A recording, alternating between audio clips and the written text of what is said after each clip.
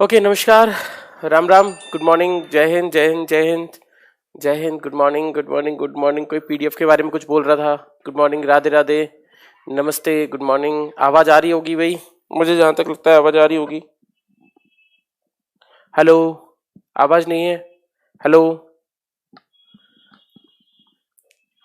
राम राम भाई, Ram Ram. Numerical sir कहाँ था पीडीएफ में? चैप्टर तो बहुत आगे था पीडीएफ में। कंसेप्चुअल क्वेश्चन की पीडीएफ दी गई है बेटा। अभी अभी न्यूमेरिकल्स की पीडीएफ नहीं दी है। पीडीएफ हम कराएंगे, न्यूमेरिकल्स कराते जाएंगे, है ना। बाकी बाद में पीडीएफ दे देंगे, कोई प्रॉब्लम नहीं है सर। पीडीएफ मिक्स है पूरी बुक की। हाँ, पूरी बुक की मिक्स दी गई है। अभी तो देता रहूंगा। देखो मेरे पास जो जो मैटर होता है मैं सब देता जाऊंगा, ठीक है। इसकी कोई प्रॉब्लम नहीं है, मैं मैटर सब कुछ देता जाऊंगा। थोड़ा थोड़ा समय दे दो, मैं देता जाऊंगा।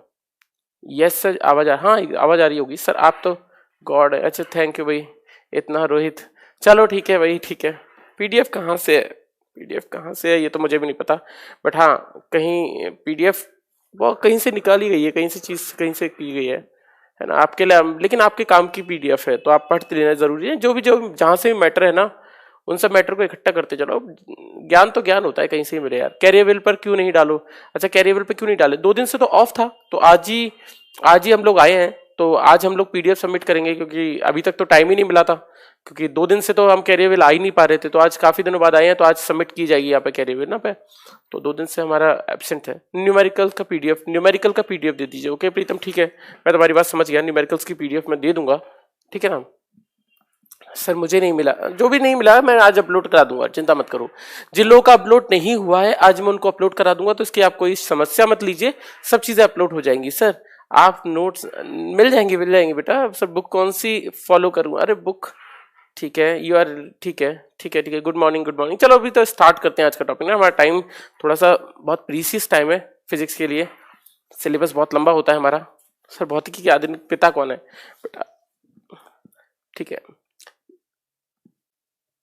Good morning good morning good morning, नमस्ते हैं।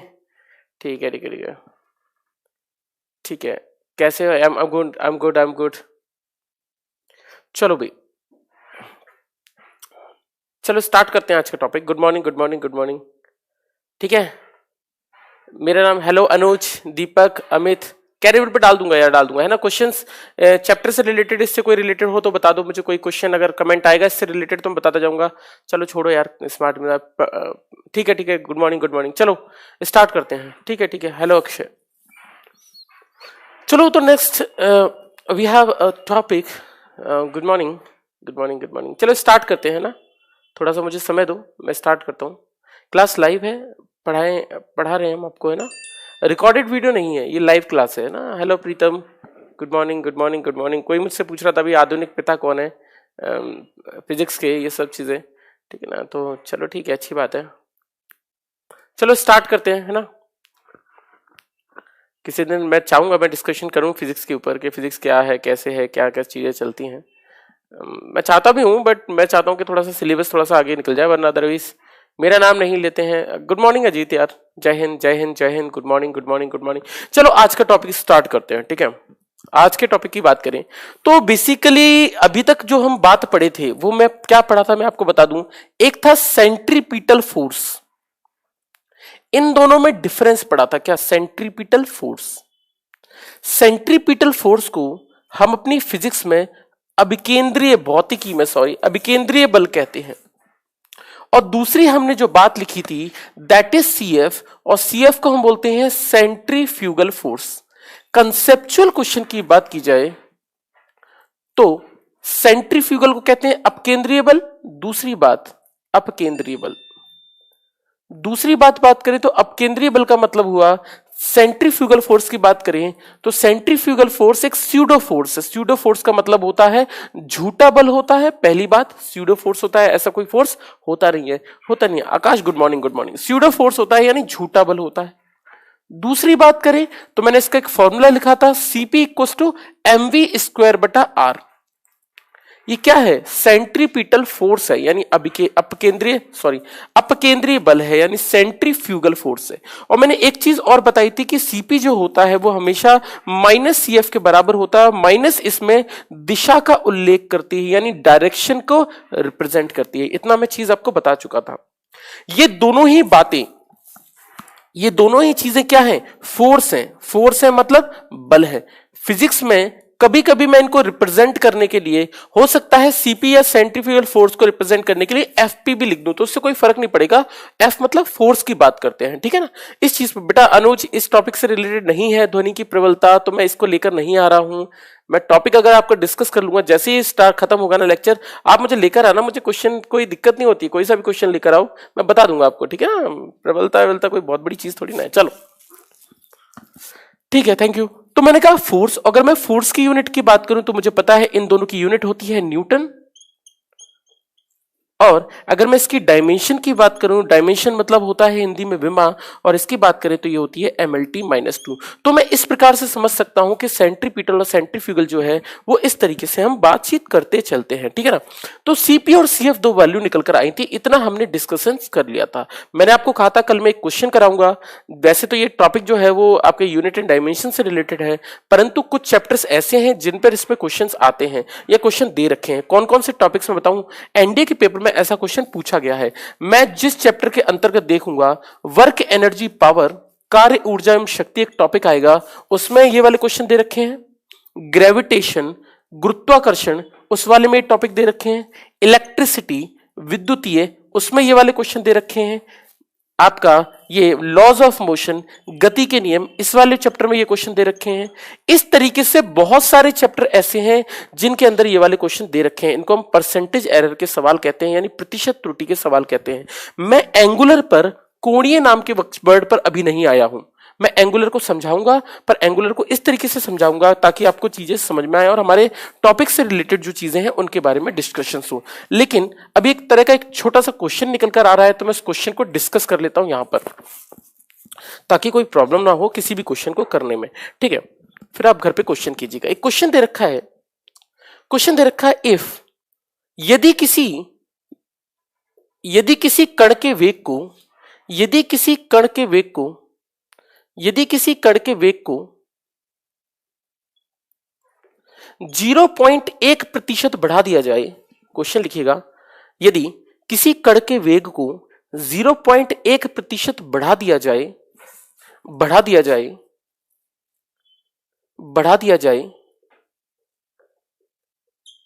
यदि किसी कण के वेग को 1% बढ़ा दिया जाए, तो अभिकेंद्रीय बल में प्रतिशत बदलाव बताइए। तो अभिकेंद्रीय बल में प्रतिशत बदलाव बताइए। क्वेश्चन है कि अगर मैं वेलोसिटी को 0.1% बढ़ा देता हूं तो सीपी में कितना प्रतिशत बढ़ेगा, सीपी कितना प्रतिशत बढ़ेगा।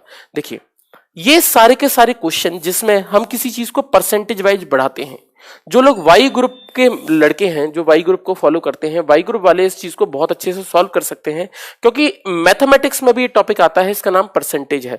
तो अगर आप वाई ग्रुप में पढ़ रहे हो तो आप बहुत आसानी से इस क्वेश्चन को सॉल्व कर पाओगे, बहुत सारे आंसर तो इस तरीके से मैं क्वेश्चन सॉल्व कर पाओगे। जिनको नहीं आता उनको मैं बताता हूं।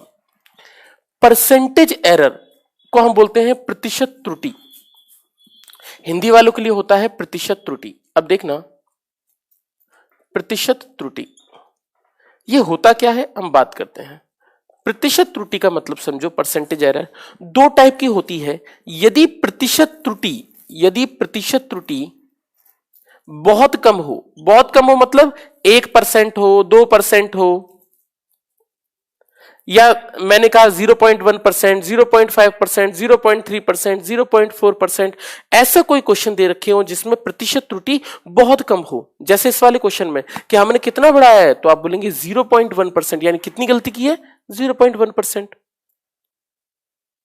तो अगर मैंने कहा कि मैं इसको, क्या बोल रहे हो अरे बेटा, हाँ यूनिट एंड डायमेंशन पहले पढ़ते हैं, पर यूनिट एंड डायमेंशन में हमारी ये जो टॉपिक्स है ना, ये एरर्स वाला टॉपिक, ये मैं अलग से लेकर चलूंगा। यूनिट एंड डायमेंशन को मैं एक ही दिन में खत्म करूंगा, तो उसके लिए मैं 3 घंटे का लेक्चर लूंगा, उसमें एरर्स का टॉपिक नहीं हो पाएगा। बाकी कुछ क्वेश्चंस अभी आ गए हैं, अगर मैं यहाँ क्वेश्चन को मिस कर दूंगा तो फिर क्वेश्चन करा नहीं पाऊंगा, तो इसलिए समझते चलिए, इसमें कोई फर्क नहीं पड़ता, ठीक है ना। तो परसेंटेज एरर इससे कम हो, या यदि प्रतिशत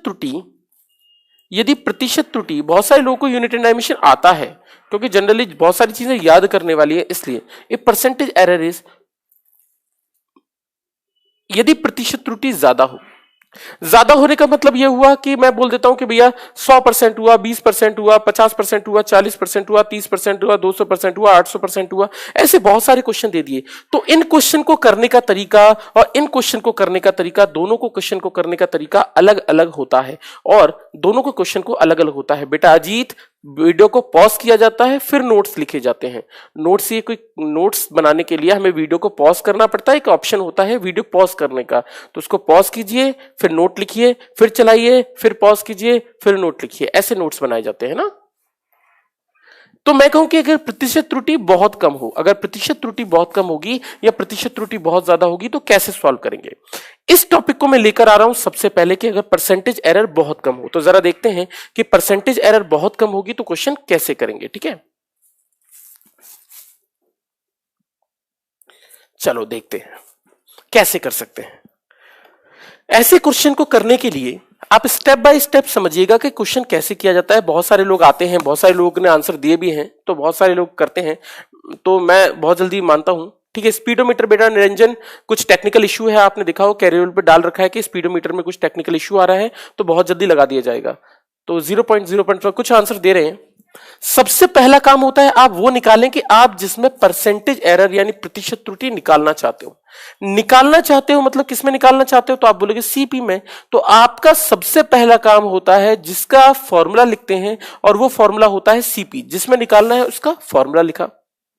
अगर मैंने इसका फॉर्मूला लिखा, दूसरा काम क्या होता है? ये तो मेरा फर्स्ट स्टेप है। सेकंड स्टेप क्या होता है?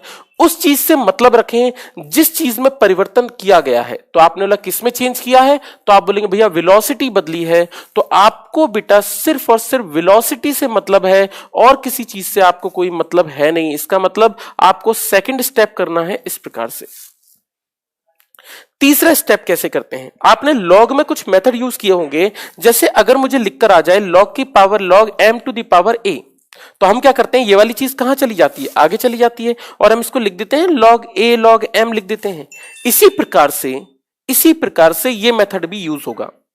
इसमें क्या होगा? अगर मान लो मुझे सीपी को परसेंटेज में लिखना है, सीपी को परसेंटेज में लिखना है। सोचो, मैंने कहा मेरे 12 नंबर आए 100 में से, मैंने बोला कितना परसेंटेज बना? तो आप कहेंगे जितने नंबर आए अपॉन टोटल मार्क्स इनटू 100। मैंने बोला मेरे 30 नंबर आए 200 में से, कितना परसेंट बना? तो आप लिखेंगे 30 डिवाइडेड बाय, मतलब जितने नंबर आए डिवाइड बाय टोटल इनटू 100, यानी 30 बटा 200 इनटू 100। मैंने बोला मेरे 5 नंबर आए 100 में से, कितना परसेंटेज बना? तो आप बोलेंगे 5, मैं बोलूंगा 5 जितने नंबर आए अपॉन टोटल इनटू 100, जितने नंबर आए अपॉन टोटल इनटू 100, जितने नंबर आए अपॉन टोटल इनटू 100। इसका मतलब यह हुआ कि अगर मैं सीपी में जितना बदलाव किया तो मैं लिख सकता हूं जितना चेंज हुआ अपॉन टोटल इनटू 100। मेरी बात समझो, वैसे ही तो है, जितने नंबर आए अपॉन टोटल इनटू 100, जितना चेंज हुआ, जितना बदलाव हुआ अपॉन टोटल इनटू 100। इसको ऐसे लिखा बराबर। अब मैंने कहा था पावर हमेशा आगे आ जाती है इस मेथड में। इस पावर को आगे लिखा है 2। अब बाकी, अब v बचा, v को हमें फिर ऐसे लिखना है कि v में कितना बदलाव होगा। तो आप लिखेंगे डेल्टा v, जितना v में चेंज हुआ अपॉन टोटल v इनटू 100। इसको ऐसे लिख लिया। हमने कहा ठीक है, हमें निकालना किसमें प्रतिशत बदलाव है? सीपी में। ठीक है जी, सीपी में निकालना है। और दे किस में रखा है? आप बोलेंगे वी में। कितना दे रखा है वेलोसिटी में? 0.1%। तो मैं इसको यहां पर सीधे सीधे 0.1% रख दूंगा और इसका आंसर आ जाएगा 0.2%। इस तरीके से हम इस क्वेश्चन को आंसर कर सकते हैं। तो इसका आंसर होगा 0.2%। और क्योंकि आप जानते हैं, क्योंकि सीपी वी स्क्वायर के डायरेक्टली प्रोपोर्शनल है, तो एक चीज बढ़ेगी तो दूसरी चीज भी इंक्रीज होगी। तो मतलब इतनी प्रतिशत होगी और क्या होगी? बढ़ जाएगी, एरर हो जाएगी। तो एरर का क्या हमें लिखना नहीं है, बट फिर भी आपको अगर पूछा जाए तो याद रखिएगा बढ़ेगी वेलोसिटी। इस तरीके से हम इस क्वेश्चन को समझ में आएगा। तो ये परसेंटेज एरर का एक बहुत छोटा सा क्वेश्चन है जो आपकी ल्यूसेंट की बुक में डाल रखा है। तो जो लोग ल्यूसेंट की बुक फॉलो करते हैं वो इस क्वेश्चन को कर सकते हैं। एक और क्वेश्चन लेकर आ रहा हूं इसी जैसा, जरा समझते हैं कि मैं जल्दी से आपको क्वेश्चन समझा दूं। 4 क्वेश्चन समझाऊंगा, टोटल 4-5 क्वेश्चन, तो आप समझते चलना, ठीक है ना। इस टॉपिक आपके मैं आगे किसी भी चैप्टर में ये सवाल नहीं कराऊंगा, ये चैप्टर यहीं पर मैं ये वाले टॉपिक्स कराऊंगा, ठीक है। फिर से बताइए, फिर से बताने वाली तो कोई चीज नहीं थी, फिर भी मैंने कहा सीपी में बदलाव किया तो सीपी का फॉर्मूला लिखा, जिसमें चेंज निकालना होता है उसका फॉर्मूला लिखा। सीपी बराबर mv स्क्वायर बटा आर। जिस चीज में चेंज किया, आपने किस में चेंज किया है? वेग में, वेलोसिटी में, तो वेलोसिटी लिखा, बाकी से हमें कोई मतलब है नहीं। अब सीपी को परसेंटेज में लिखना है। सीपी को परसेंटेज में कैसे लिखेंगे, तो परसेंटेज में किसी चीज को कैसे लिखते हैं, तो मैंने बोला अगर मेरे 12 नंबर आए 100 में से, तो जितने नंबर आए अपॉन टोटल इनटू 100। तो मैंने कहा जितना चेंज हुआ अपॉन टोटल इनटू 100, इसको परसेंटेज में लिखा। ऐसे ही मैंने कहा था लॉग की तरह करूं, तो लॉग की तरह 2 आगे आ जाएगा, 2 आगे आ जाएगा, और मैं v को क्या करूंगा, इसकी तरह मल्टीप्लाई कर दूंगा, तो 2 into delta v by V into 100। इस तरीके से मैं सॉल्व करूंगा। तो v में चेंज कितना दे रखा है ऑलरेडी 0.1%, तो परसेंटेज चेंज दे रखा है ना, तो इस पूरे की जगह 0.1%, इस तरीके से आंसर लिख देंगे। क्वेश्चन बहुत आसान है। एक और क्वेश्चन समझो, फिर देखते हैं कि क्वेश्चन कैसे किया गया होगा। ठीक है, थोड़ी देर के लिए मिटा देता हूं इस क्वेश्चन को, ताकि मैं आपको चीजें समझा सकूं, थोड़ी थोड़ी चीजें। ठीक है, जो लोग बहुत कमजोर हैं फिजिक्स में, जो लोगों को बहुत ही तकलीफ होती है फिजिक्स में ना, आप लोग बेटा डबल प्रैक्टिस कीजिए। प्रैक्टिस का मतलब होता है क्वेश्चन को अपनी आंखों के सामने से ज्यादा जाने दीजिए। तो जितना ज्यादा हम जाने देंगे ना, उनको उतनी तरह कर जाएंगे। क्या सर्कुलर मोशन, बेटा आकाश स्किप नहीं हुआ है, सर्कुलर मोशन ही चल रहा है, इसके क्वेश्चंस हो रहे हैं, क्वेश्चन डाल रखे हैं। आकाश कहां छूट जाते हो सर, पहले वाला सॉल्व कीजिए, पहले वाला सॉल्व कीजिए। कर तो दिया, आवाज नहीं आ रही है? आवाज तो आ रही है मेरे ख्याल से यार, आवाज तो आ रही है। क्या तकलीफ है यार, आवाज तो आ रही है यार। इंग्लिश की क्लास नहीं है बेटा, इंग्लिश की क्लास नहीं है, ठीक है। पिछली वाला क्लास वाला, अच्छा पिछली क्लास वाला मेरे को याद नहीं है। आप क्वेश्चन टाइप कर दो प्रांशु, मैं बता दूंगा जो भी क्वेश्चन होगा। ठीक है, एक और क्वेश्चन लिखते हैं, इसके बाद समझना बेटा। देख लो, 2 डाउट देख लो अपने, है ना, दोबारा से वीडियो फिर करना। ठीक है, आज ऑफलाइन कोचिंग स्टार्ट हो गई है। एग्जैक्टली क्वेश्चन है, यदि सरल लोलक की लंबाई, यदि सरल लोलक की लंबाई, क्वेश्चन है यदि सरल लोलक की लंबाई, यदि सरल लोलक की लंबाई 0.5% बढ़ा दी जाए, यदि सरल लोलक की लंबाई 0.5% बढ़ा दी जाए, सरल लोलक की लंबाई 0.5% बढ़ा दी जाए, तो आवर्तकाल में, तो आवर्तकाल में प्रतिशत बदलाव बताइए। तो आवर्तकाल में प्रतिशत बदलाव बताइए। तो आवर्तकाल में प्रतिशत बदलाव बताइए। तो आवर्तकाल में प्रतिशत बदलाव बताइए। देखिए क्वेश्चन का मैं डेमो देकर बता रहा हूं कि क्वेश्चन कैसे किया गया है। तो क्वेश्चन बहुत सिंपल सा है कि अगर मैं बात करूं कि हमें किस में चेंज निकालना है, तो आप कहेंगे सर टाइम पीरियड में चेंज निकालना है, यानी आवर्तकाल में चेंज निकालना है। जिसका चेंज निकालना है उसमें फॉर्मूला लिखना होता है। जी प्रशांत, तो आपने लिखा जिसमें चेंज निकालना है उसका मैं लिखूंगा। अगर मैं टाइम पीरियड में चेंज लिखता हूं तो मुझे पता है, बहुत आसान है, मुझे पता है टी का फॉर्मूला जिसमें लेंथ आती हो उसका फॉर्मूला होता है टी बराबर 2π√L/g। दूसरे स्टेप मैंने कहा था बेटा अखंड सर्कुलर मोशन ही चल रहा है, वृत्तीय गति ही चल रहा है। क्या कर रहे हो यार, टी जो होगा वो लेंथ के रिलेशन में निकालूंगा। तो टी के रिलेशन में अगर मैं इसकी बात करूं तो टी के साथ रिलेशन क्या निकलेगा, √L। तो मैंने कहा एल के साथ रिलेशन निकाला, तो इस तरीके से लिखा। अब मुझे टी को परसेंटेज में लिखना है, तो मैं लिखूंगा delta T by T into 100 बराबर, मैंने इसको परसेंटेज में लिख लिया। अब देखो डेल्टा एल का मतलब यही तो है एल की पावर 1/2, बात तो एक ही है। और अगर एल की पावर 1/2 ही है तो इसका मतलब ये हुआ कि मैं इसको आगे लिख कर आऊंगा तो ये जाएगा 1/2, एल को दोबारा से लिखूंगा तो ये हो जाएगा delta L by L into 100। इसको अगर मैं सॉल्व करूंगा तो ये हो जाएगा 1/2, और लेंथ में चेंज मुझे दे रखा है ऑलरेडी कितना, तो आप बोलेंगे 0.5, तो यहां पर 0.5% कर दूंगा। आंसर आ जाएगा इसका 0.25%। ये इसका आंसर होगा। इस तरीके से मैं परसेंटेज चेंज के जो सवाल होते हैं उनको मैं करता हूं। ठीक है, ठीक है, ठीक है, ठीक है। हाँ एग्जैक्टली 0.25%। चलो नेक्स्ट चीज पे बात करते हैं। ठीक है,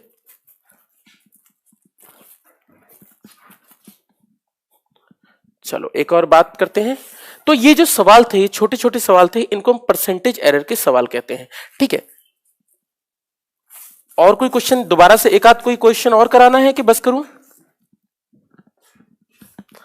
दोबारा से कराऊं कोई क्वेश्चन? हाँ 1/4 आंसर आएगा। रिपीट, अरे रिपीट मत करो बेटा, दोबारा से देख लो आजाद, है ना। क्वेश्चन को दोबारा से, मेरा वीडियो पॉज करके दोबारा से पीछे से देख लो। एक और क्वेश्चन करा दूं, ठीक है। एक और क्वेश्चन देख लेते हैं। क्वेश्चन है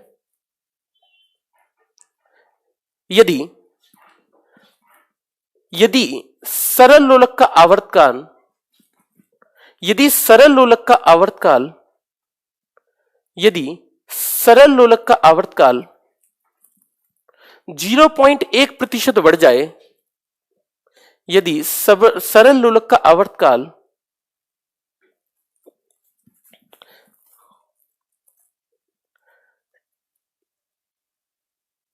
0.1% बढ़ जाए 0.1% बढ़ जाए 0.1% बढ़ जाए, तो सरल लोलक का आवर्तकाल 0.1% बढ़ जाए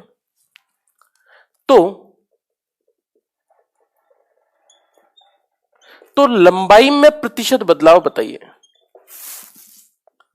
सर मैक्सिमम परसेंटेज एरर कैसे सॉल्व करेंगे? बेटा मैक्सिमम ही है, ये एब्सोल्यूट एरर कहलाती है, मैक्सिमम एरर नहीं कहलाती है। मैक्सिमम परसेंटेज है, मैक्सिमम परसेंटेज एरर के लिए बाई ग्रुप की मैथमेटिक्स को सॉल्व करें, वो ज्यादा अच्छा है ना। ये तो हमारा एब्सोल्यूट एरर, हमारी फिजिक्स में एब्सोल्यूट और परसेंटेज एरर आते हैं। ठीक है, 0.2%। परसेंटेज एरर की बात लेकर चल रहे हैं, 0.2%। अब समझना हमें किस में चेंज निकालना है, लेंथ में, और जिसमें क्या आता हो, टाइम पीरियड। लेंथ में निकालना है जिसका टाइम पीरियड आता हो, पर मुझे फॉर्मूला पता है, फॉर्मूला होता है t बराबर 2π√L/g। पर बेटा क्वेश्चन तो पूछा है लेंथ में, तो हमें तो लेंथ का फॉर्मूला लिखना है ना। और अगर मैं लेंथ का फॉर्मूला लिखूं जिसमें t आता हो, तो सोचकर देखना, क्या मैं ऐसे लिख सकता हूं क्या, L is directly proportional to t²। दोनों साइड स्क्वायर कर दो तो L का रिलेशन t के साथ यही तो आएगा। और अगर यही टी के साथ आएगा तो मैं इसको फिर से परसेंटेज में लिख देता हूं, delta L by L into 100। ये फिर से आगे आ जाएगा, ये हो जाएगा 2 into delta T by T into 100, और इसको बोलूंगा 2 इंटू, इसकी वैल्यू निकलेगी 0.1%, इसकी वैल्यू निकलेगी 0.2%। इस तरीके से इस आंसर को रिप्रेजेंट कर लिया जाएगा, और इस तरीके से इन क्वेश्चंस को करते हैं, एग्जैक्टली 0.2%।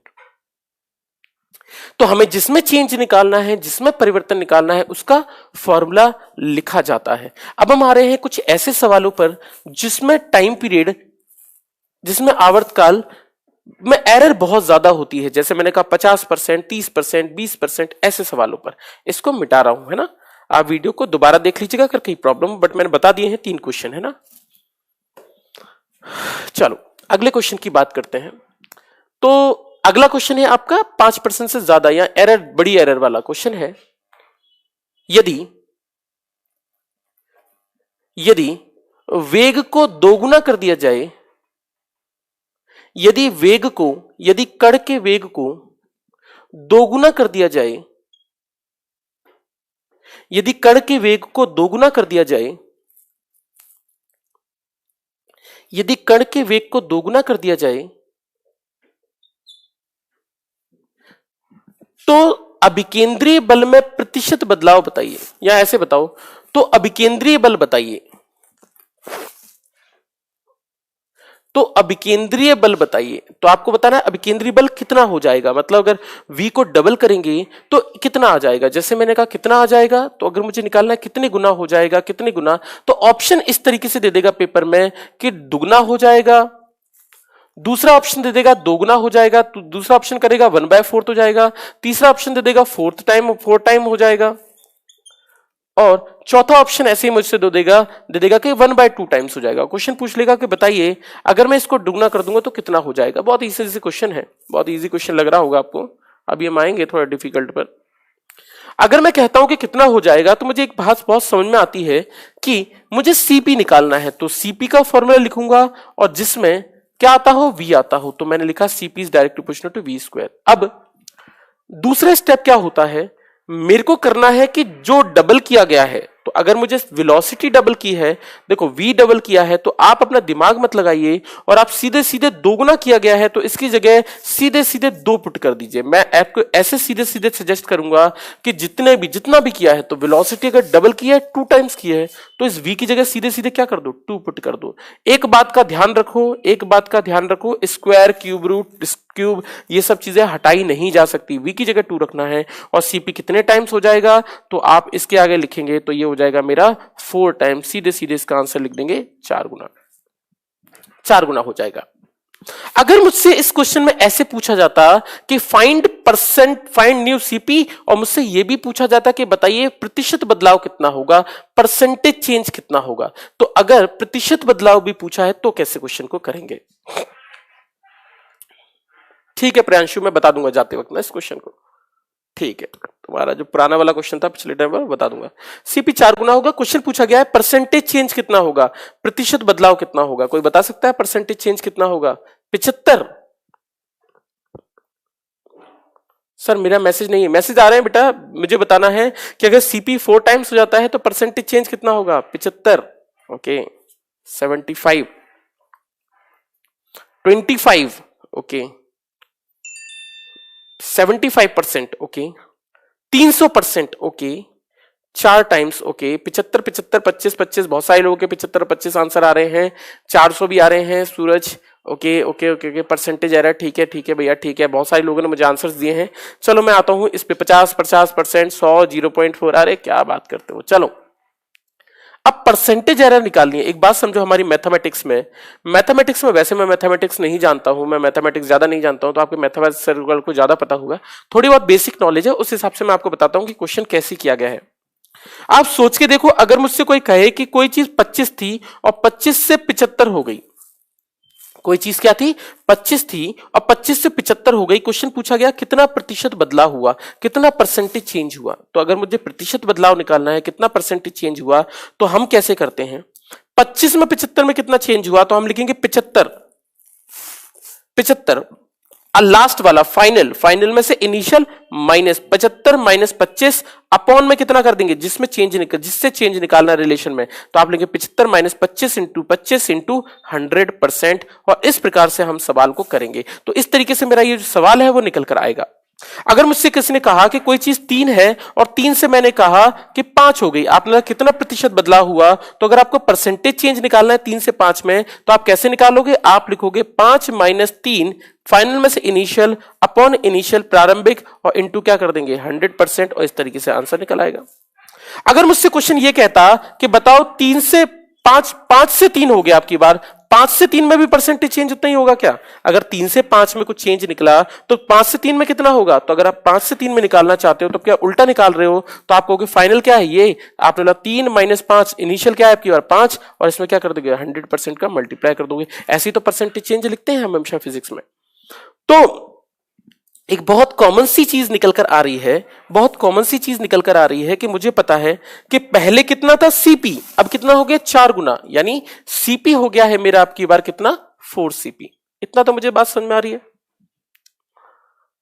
तो अगर मैंने कहा कि सीपी से कोई चीज 4 सीपी हुई है तो कितना परसेंटेज चेंज हुआ है, तो आपने बोला बाद में कितना है? 4, पहले कितना है? 1। तो आप बोलेंगे परसेंटेज चेंज निकालोगे तो हमें पता है कितना बदलाव हुआ सीपी से 4 सीपी में, तो आप लिखेंगे 4 minus initial upon initial into 100%। और अगर मैं इसको मल्टीप्लाई करूंगा तो ये कितना निकल कर आएगा? 300%। इसका आंसर होगा 300%। तो इसका आंसर 300% निकल कर आएगा। 25 से 75 कैसे हो गया? अरे ये तो एग्जांपल दे रहा था भाई मेरे बबलू, 25 से 75 एग्जांपल था। 25 से कोई वैल्यू 75 हो गई, कितना प्रतिशत बदलाव हुआ? तो आप लिखेंगे 75 माइनस 25 अपॉन 25 इंटू 100%। ऐसे ही तो चेंज करते हैं, ठीक है ना। तो इस तरीके से मैं इन सवालों को करता हूं। तो अगर मुझसे परसेंटेज चेंज पूछा जाता तो इतना निकालते, और अगर मुझसे पूछा जाता कितने गुना हो गया है तो ऐसे लिख देते। इस तरीके से इन क्वेश्चन को करने का तरीका होता है। हाँ तो आपका सही है, इसका आंसर 300% आएगा, ना कि ये 75-50 पे आप लिख रहे हो। आप मुझे नहीं पता, मिटा दूं? हाँ आपका सही था अनुराग। हाँ मिटा दूं थोड़ी देर के लिए? एक और क्वेश्चन कराना है ना मुझे, एक और क्वेश्चन। तो आते हैं थोड़ा अगले क्वेश्चन पर। Velocity of particle is doubled, find new. चलो अगला क्वेश्चन देखते हैं, समझते जाना। अगर कहीं भी दिक्कत हो ना बेटा तो आप वीडियो को ना दोबारा से देख लेना, ताकि ना हम जितना बार चीजों के रूबरू होते हैं, जितना चीजों को देखते हैं ना, उतना ज्यादा चीज समझ में आती हैं। अगर आप एक बार बुक पढ़ते हैं और आप दूसरी बार बुक पढ़ते हैं तो आप यकीन मानिए मेरा दूसरी बार आपको कुछ ना कुछ नया मिलेगा हमेशा, ठीक है। सर मैंने 400 बताया था। अच्छा 400 नहीं होता बेटा, 300 होता है। सर परसेंटेज 100 से ज्यादा हो सकता है। अरे कैसी बातें कर रहे हो, परसेंटेज चेंज है बेटा, परसेंटेज चेंज तो कितना भी हो सकता है। मैंने कहा मेरी चीज 10 है, आपने मैंने बोला 100 है, मेरी चीज 1000 हो गई, कितना हो गया? 1000%, 100% का चेंज, 1000% का चेंज हो गया। मैंने 100 है, 200 हो गई तो कितना हो गया? 200% का चेंज हो गया। क्या हो गया? चेंज तो कितना भी हो सकता है। सर अपना व्हाट्सएप नंबर दे दीजिए। ओके ठीक है, व्हाट्सएप नंबर तो मिल जाएगा, कोई दिक्कत नहीं। चलो एक और क्वेश्चन की बात करते हैं, फिर देखते हैं। अभी कंसेप्ट क्लियर नहीं हुआ है आपका, एक क्वेश्चन और करते हैं, ठीक है। अगर आपका कंसेप्ट क्लियर हुआ है तो मुझे इस क्वेश्चन का आंसर देना। If velocity is increased by, यदि वेग को, इसका देखते हैं आंसर कौन सही दे पाता है। यदि वेग को 200% बढ़ा दिया जाए, यदि वेग को 200% बढ़ा दिया जाए, यदि वेग को 200% बढ़ा दिया जाए, यदि वेग को 200% बढ़ा दिया जाए तो सीपी में प्रतिशत बदलाव बताइए। तो सीपी में प्रतिशत बदलाव बताइए। तो सीपी में बेटा मैं अमन इसके लिए नहीं आता हूं कि मेरे को मजा नहीं दिलाना है तुमको, ठीक है ना। पॉज करो और घर बैठ के खाना खाओ, कोई दिक्कत नहीं है। इस चीज के लिए थोड़ी ना आया हूं कि यार मेरे को तो अपना टॉपिक्स कंप्लीट करने हैं। तुम्हारे इंटरेस्ट के हिसाब से थोड़ी चीजें चलती हैं यार। चलो, मैंने कहा कि वेलोसिटी को 200% बढ़ाया तो मुझसे पूछा गया है सीपी में कितना परसेंटेज चेंज होगा। ऐसा सेम क्वेश्चन अगर आप करोगे तो आप अरिहंत या ल्यूसेंट की किताब में वर्क एनर्जी पावर नाम के चैप्टर में, जिसको हम कार्य ऊर्जा एवं शक्ति कहते हैं, उस वाले टॉपिक में क्वेश्चन दे रखा है और उस वाले क्वेश्चन में मोमेंटम दिया है और काइनेटिक एनर्जी में चेंज पूछा है। तो आप आज घर में जरूर क्वेश्चन को करिएगा। तो क्वेश्चन को समझना, मेरा क्वेश्चन कह रहा है कि वेलोसिटी को 200% बढ़ाया। बहुत सारे लोगों ने आंसर 200, 800, 400% इसका आंसर दिया है। 400, 800 दे रखा है, ठीक है। अब बात समझो, किसी भी चीज को दोगुना करना और किसी भी चीज को 200% बढ़ाना, इन दोनों में फर्क है। कैसे? अगर मैं कहता हूं कि कोई चीज v है और मैंने कहा v से कोई चीज दुगनी कर दी, तो आप कहेंगे कितना कर दी? 2v कर दी। जैसे एग्जाम्पल के तौर पर मैं अगर कहूं कि कोई चीज 40 मीटर पर सेकंड से चल रही है और आपने कहा मैंने स्पीड को डबल कर दिया। डबल कर दिया इसका मतलब कितना कर दिया आपने? स्पीड 80 मीटर पर सेकंड कर दी। ऑब्वियस सी बात है, डबल करना। डबल करने का मतलब होता है 40 से 80 करना। लेकिन अगर मुझसे कोई पूछे कि भैया मैंने अपनी वेलोसिटी 200% बढ़ा दी, 200% बढ़ा दी का मतलब क्या हुआ? मैंने अपनी वेलोसिटी को 200% बढ़ा दिया। यानी अगर 20 मीटर पर सेकंड चल रही थी तो इसमें 200% बढ़ा दी। इसका 200% कितना होगा? 40। और अगर इसमें 200% बढ़ा दी, इसका मतलब मैंने इसमें कितना ऐड कर दिया? 40 मीटर पर सेकंड। और कितनी वैल्यू हो गई? 60 मीटर पर सेकंड। वेलोसिटी को डबल करना, वेग को दोगुना करना और वेग को 200% बढ़ाना, दोनों में फर्क होता है। वेग को दोगुना करना और वेग को 200% बढ़ाना, दोनों में फर्क होता है। और दोनों में अगर फर्क होता है तो इसका मतलब आप समझ लीजिएगा कि अगर मैं कहता हूं कि वेलोसिटी को डबल किया, तो डबल का मतलब होता है, दोगुने करने का मतलब होता है v का 2v।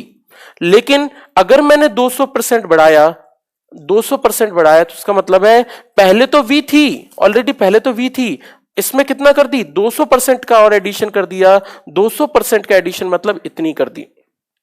मेरी बात समझो, हमारी पहले जो v थी अब की बार कितनी हो गई? v तो थी पहले से ही, उसमें 200% का और जोड़ दिया और 200% का और जोड़ दिया। इसका मतलब ये निकली, यानी मेरा v कितना हो गई? तो मैं बोलूंगा v हो गई 3v हो गई। तुमसे v = 3v निकल कर आ रही है। इस तरीके से हम हेल्पिंग नंबर पे आंसर नहीं दे रहे। बेटा मुझे तो नहीं पता हेल्पिंग नंबर का क्या सीन है ना। कैरियर पे बात करो एक बार ना, कैरियर कर देगा इस चीज को सॉल्व। 3v, हाँ एग्जैक्टली। तो मैंने कहा हर एक चीज का मतलब है। तो किसी चीज को डबल करना और किसी चीज को बढ़ाना, इन दोनों में फर्क होता है। और अगर इन दोनों में फर्क होता है तो मेरा क्वेश्चन समझ के देखना। नहीं, दोबारा से बताऊं? अच्छा, दोबारा से देख लो भैया। हमें क्या है, हमें क्या, तुम्हारा समय हमारा क्या जाता है? 4 साल पढ़ा देंगे हम तो इस चीज को। तो मैंने कहा कि कोई चीज v है और मैंने कहा वेलोसिटी का डबल कर दी। v का डबल करना मतलब 2v, है ना। वेलोसिटी को डबल करना मतलब क्या हुआ? v का दोगुना, यानी 20 थी स्पीड 40 हो गई। 40 से कितनी होगी? 80 हो गई। 80 थी कितनी होगी? 160 हो गई। हमने 10 थी तो कितनी होगी? 20 हो गई। डबल करना। किसी को 200% बढ़ाना, किसी को 200% बढ़ाने का मतलब होता है कि उसमें 200% जोड़ना। यानी पहले v थी, अब कितनी हो गई? तो v तो पहले से थी ना, इसमें 200% और जोड़ दिया। बढ़ाना मतलब 200% जोड़ना। 200% जोड़ने का मतलब v का 200% और जोड़ दिया, यानी v कितना हो गया? तो मैं लिखूंगा v हो गया 3v। तो इन दोनों का मतलब दोनों का अलग अलग होता है। हाँ बेटा, नेक्स्ट तो करना चाह रहा हूं मैं, पर बच्चे नहीं मान रहे। चलो, मैंने ये कहा कि वेलोसिटी को 200% बढ़ाया। वेलोसिटी को 200% बढ़ाने का मतलब होता है v तो था ही पहले से, इसमें 200% और बढ़ा दिया। तो मतलब मैंने कहा 2v। 200% बढ़ाने का मतलब मैं लिख देता हूं पूरा, 200/100 इंटू v कर दिया। और मेरा v कितना हो गया? तो आपने बोला v हो गया मेरा 3v। हमने कहा ठीक है जी। मुझे परसेंटेज चेंज किसमें निकालना है? सीपी में। हमने कहा ठीक है जी, सीपी में निकालना है तो हम सीपी निकालते हैं पिछली बार की तरह। हमने बोला सीपी में फॉर्मूला क्या है? V square. मेरी बात समझ में आ रही होगी, आ रही है ना? तो V3V ये तो क्वेश्चन में दे रखा है, गिवन है। अब हमें चेंज निकालना है सीपी में। तो सीपी में अगर चेंज निकालना है तो सबसे पहले ये तो निकालो पिछली बार की तरह सीपी कितने गुना हो गया है, तभी तो हम चेंज बता पाएंगे। तो पहले निकालेंगे सीपी कितने गुना हो गया है, कितने टाइम्स हो गया है। तो सीपी अगर वी स्क्वायर के डायरेक्टली प्रोपोर्शनल है, वी अगर 3 गुना होता है तो सीपी कितना गुना होता है? तो आप लिखेंगे भैया सीपी कितने गुना होगा, तो आप लिखेंगे 3 स्क्वायर टाइम्स। इसका मतलब हुआ सीपी कितना हो जाएगा? तो हो जाएगा 9 गुना, यानी 9 टाइम्स। इसका मतलब हुआ सीपी हो गया है 9 सीपी। और अगर आप निकाल लेते हैं कितने गुना हुआ है तो आप परसेंटेज चेंज बहुत आसानी से निकाल सकते हैं। और कितना प्रतिशत बदलाव होगा तो आप डायरेक्टली भी लिख सकते थे, लेकिन मैं निकाल के बता देता हूं। 9 माइनस 1 या 1 होगा अपॉन 1 इंटू 100%, और इसका आंसर निकलेगा 800%। ये क्वेश्चन आपकी वर्क एनर्जी पावर की शीट में दे रखा है, एनडीए के पेपर में ये क्वेश्चन आया हुआ है। तो इस तरीके से क्वेश्चन को करते हैं बेटा। ये शॉर्ट ट्रिक ही है, थोड़ा समझ जाओगे ना तो ये सब लिखोगे नहीं। अगर आपको ये पता चल जाएगा ना, थोड़ा शॉर्ट ट्रिक ही है। 1 सीपी से 9 सीपी हुआ है, 9 गुना हुआ है, तो 9 गुना मतलब कितना चेंज हुआ है? 800%। 7 गुना होता तो कितना होता? 600%। 50 गुना होता तो कितना होता? 4900%। सीधी सी बात। तो थोड़ा थोड़ा आप जल्दी सॉल्व करने लग जाओगे, थोड़ा थोड़ा समझते जाओगे तो, ठीक है ना? ठीक है, मिटाऊं? आप मेरी बात समझ पा रहे होंगे। जो दिया था वो लिखा मैंने, पहले जो दिया था वो लिखा, फिर जिसमें प्रतिशत बदलाव निकालना है वो उसका फॉर्मूला लिखा। पहले अगर V 3 गुना हुआ तो पहले निकाला मैंने सीपी कितने गुना। जब भी किसी में प्रतिशत बदलाव निकालते हैं तो पहले ये निकालते हैं वो कितने गुना हो गया है, और कितने टाइम्स पता लग गया तो हमें परसेंटेज चेंज बहुत आसानी से पता लग जाएगा। अगर आपको ये क्वेश्चन समझ में आया है, अगर ये क्वेश्चन आपको समझ में आया है तो एक बेहतरीन सा क्वेश्चन है आपके ग्रेविटेशन, गुरुत्वाकर्षण नाम से चैप्टर से। तो गुरुत्वाकर्षण के चैप्टर से क्वेश्चन ले लेते हैं और इस क्वेश्चन को समझते हैं कि क्वेश्चन कैसे किया गया होगा। वैसे तो इस क्वेश्चन को ग्रेविटेशन में भी करा सकता था, पर अगर वहां कराता तो फिर यहां पर क्वेश्चन छूट जाते, इसलिए मेरे को यहां पर भी कराना पड़ेगा क्वेश्चन। यहां इस क्वेश्चन को दोबारा रिपीट भी कर दूंगा वहां। चलो, एक और क्वेश्चन है सेम पैटर्न पे, मैं आप लोगों से आंसर चाहूंगा, आप लोग इसका आंसर जरूर दें, है ना? देखते हैं। क्वेश्चन है, यदि आप जरूर बुक में ढूंढिएगा, ये आपको अरेंज में भी मिलेगा और ल्यूसेंट में भी मिलेगा। क्वेश्चन है, यदि सरल लोलक की लंबाई, ध्यान से सारा, अगर आपने पिछला वाला नोट किया है तो उसको देख देख के ध्यान से करना। यदि सरल लोलक की लंबाई, यदि सरल लोलक की लंबाई, यदि सरल लोलक की लंबाई, यदि सरल लोलक की लंबाई 20 नहीं, सरल लोलक की लंबाई 44% बढ़ा दी जाए। यदि सरल लोलक की लंबाई 44% बढ़ा दी जाए, यदि सरल लोलक की लंबाई 44% बढ़ा दी जाए तो आवर्तकाल में प्रतिशत बदलाव बताइए। तो आवर्तकाल में, तो आवर्तकाल में प्रतिशत बदलाव बताइए। तो आवर्तकाल में प्रतिशत बदलाव बताइए। तो आपको बताना है परसेंटेज चेंज कितना होगा सीपी में। तो प्रतिशत बदलाव बताना है आपको, सॉरी आवर्तकाल यानी टाइम पीरियड में कितना परसेंटेज चेंज होगा। ऑप्शन का आंसर देना कि कितना होगा। ऑप्शन बता देता हूं, ऑप्शन देता हूं। 20% होगा, 30% होगा, सी 46% होगा, या डी 44% होगा। आपको आंसर बताना है कितना आंसर होगा। अगर आपको ये मेथड समझ में आते हैं और ये एनडीए वाला जो क्वेश्चन समझ में आता है तो आप इसका आंसर बहुत आसानी से बता पाओगे। आप इसको पाथफाइंडर में भी सर्च कर सकते हो और ल्यूसेंट की बुक में बहुत अच्छे से दे रखे हैं, कम से कम 6-7 क्वेश्चन दे रखे हैं ऐसे सेम टॉपिक पर। तो इस क्वेश्चन को जरा ध्यान से पढ़ते चलिएगा। 46 बताया, बहुत सारे लोगों ने 20 बताया। 46, 36, 20, ए 20। अच्छा, बहुत बढ़िया यार प्रशांत। निरंजन बहुत बढ़िया। चमन बहुत बढ़िया। प्रशांत बहुत बढ़िया, बहुत बढ़िया प्रशांत। सूरज, मेरे ख्याल से अब ऐसे क्वेश्चंस आप बहुत आसानी से कर पाओगे, है ना? सेंटीपीटल हो सकता है तो एमवी स्क्वायर क्यों लिया? सीपी सेंटीपीटल हो सकता है तो ऐसे। बेटा सीपी के लिए कोई ना कोई रीजन होता है सेंटीपीटल। अगर आपको मेरा पिछला लेक्चर याद हो तो सेंट्रीपिटल फोर्स, अभिकेंद्री बल का कोई ना कोई कारण होता है। अभिकेंद्री बल किसी न किसी वजह से आता है, पर क्योंकि सीपी और सीएफ हम बराबर लिखते हैं सिर्फ एक केस में, अगर कोई एक बराबर गति कर रहा हो तो उस केस में हम लिख सकते हैं कि सीपी बराबर एमवी स्क्वायर बटा आर। पर हमेशा केस में ऐसा नहीं होता। ये सिर्फ और सिर्फ सर्कल के लिए सही है। जिन भी किताबों से आप पढ़कर आते हैं वो किताबें मतलब मैं गलत तो नहीं कहूंगा, बट पूरी किताबों पर ज्ञान जरूर हासिल करें।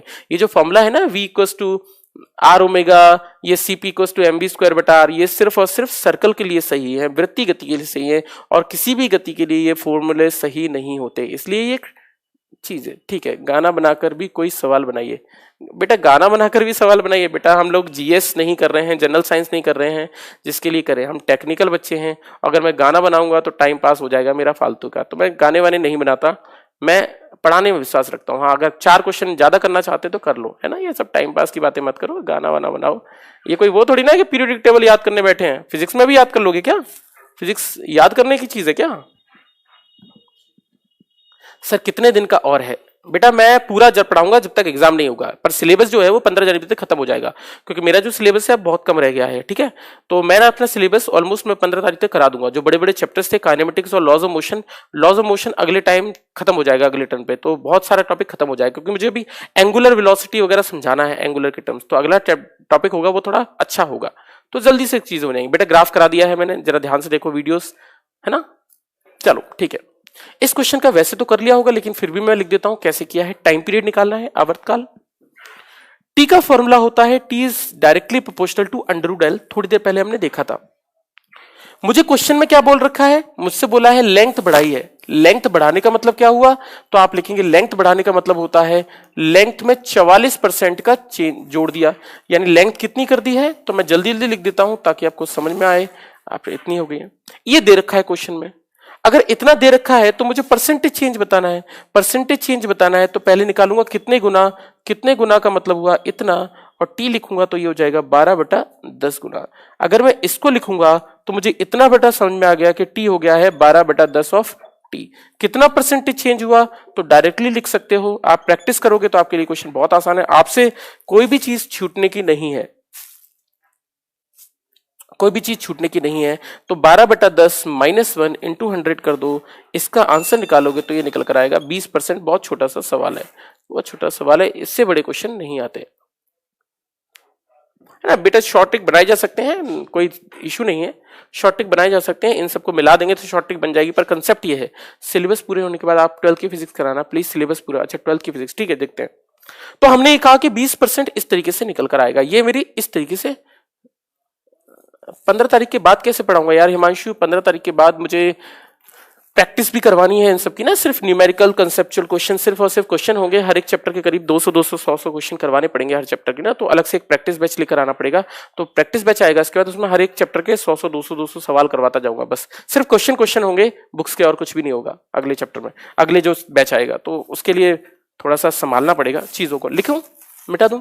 तो इस तरीके से हम चीजों को लिख सकते हैं। हाँ निरंजन, ठीक है, बना सकते हैं। मैंने बोला ना कंसेप्ट अगर आपको पता है तो आप कोई सी भी चीज बना सकते हो। बहुत सारी किताबों में दिए जा सकते हैं। मैं जनरली फॉर्मूले याद करने पर कभी प्रभाव नहीं डालता हूं। मैं फॉर्मूले याद करने को नहीं बोलता हूं, मैं बोलता हूं कि चीजों को समझें। कितने याद करोगे फॉर्मूले यार, फिजिक्स में बहुत फॉर्मूले। सर एयरफोर्स में एज लिमिट, अरे चलो एज लिमिट की बात के, चलो अब मेरी बात निकल कर आ रही है 20% इसका आंसर था। तो इस तरीके से मैंने क्वेश्चन को किया। तो फर्स्ट टाइप का क्वेश्चन जो इस फॉर्मूले में इस टॉपिक पे बनता है सेंटीमीटर और सेंटीफिकल पे, वो था CP बराबर MV² बटा R पर। अब स्टार्ट करते हैं अगला टॉपिक। इसके बाद नेक्स्ट चीज की बात करें तो हमारा CP और CF में कुछ प्रॉपर्टीज हैं। तो कुछ टॉपिक्स पे बात करते हैं और उनकी क्वेश्चन की बात करते हैं, क्वेश्चन कैसे बनेगा।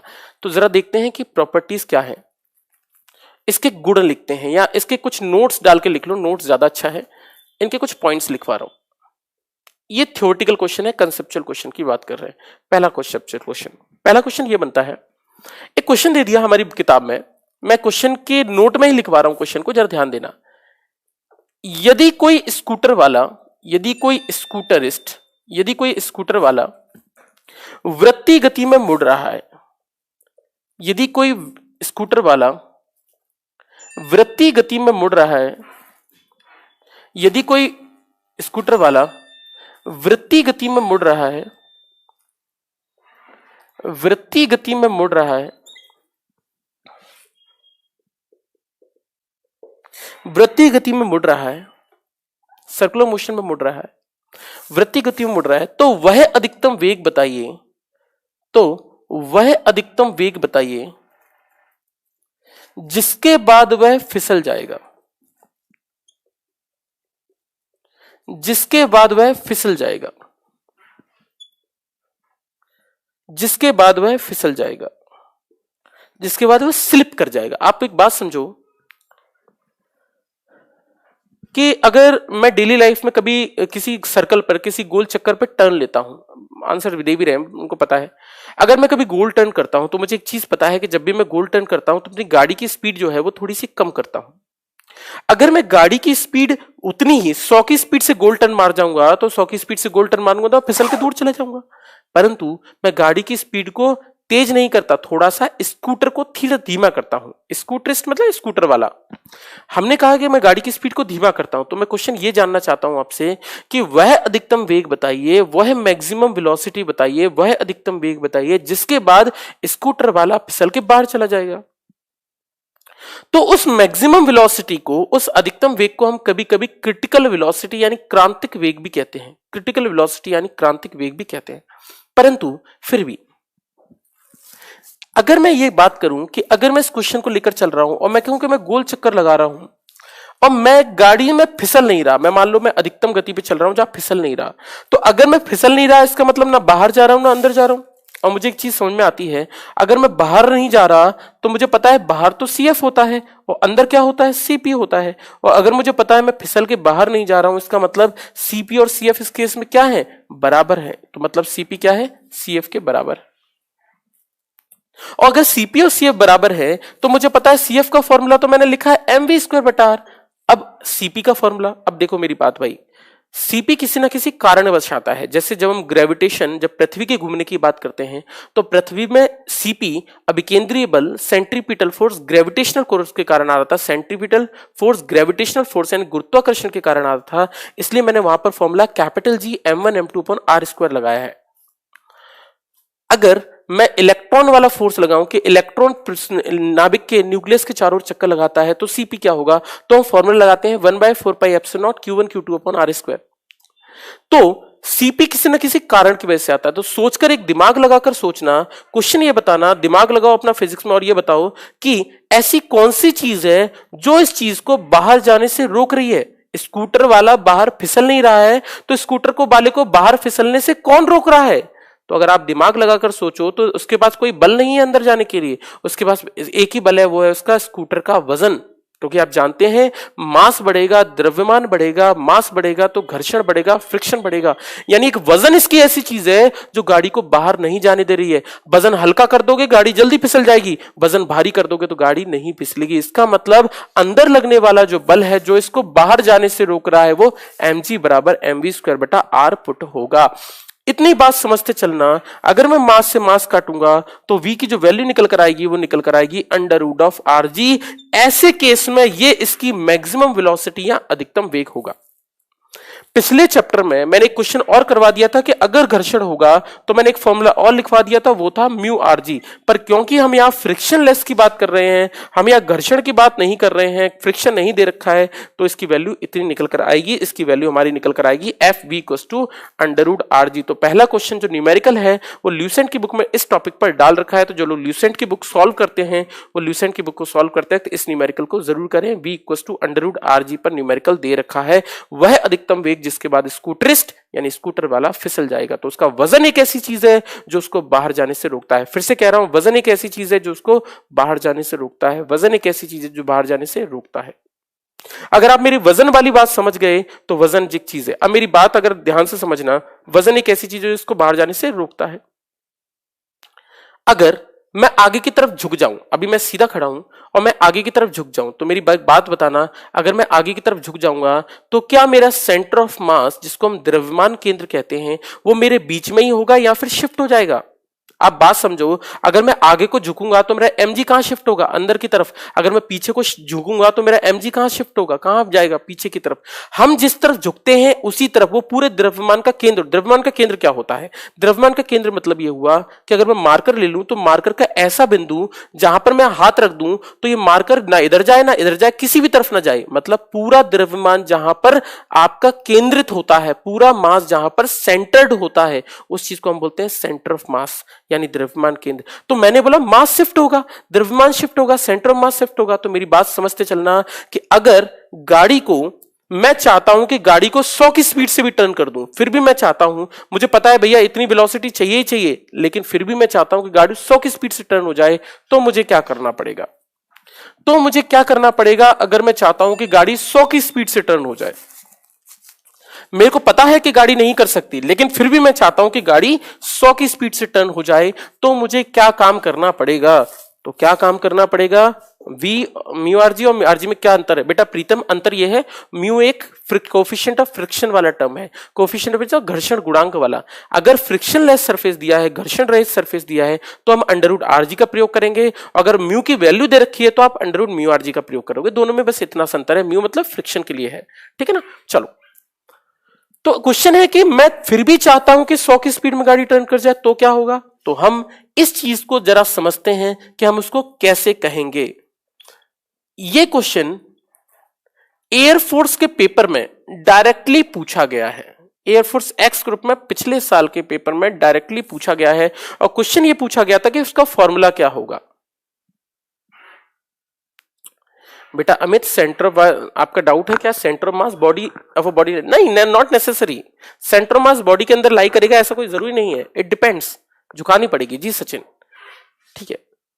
अच्छा देखो, ऐसा कोई जरूरी नहीं होता अमित, अगर आपने इन चीजों को समझा है तो सेंटर ऑफ मास जरूरी नहीं है कि वो हमेशा बॉडी के अंदर ही लाई करे, वो बॉडी से बाहर भी हो सकता है, इससे कोई फर्क नहीं पड़ता। बहुत सारी जगह पे हमें ऐसा भी देखने को मिल सकता है।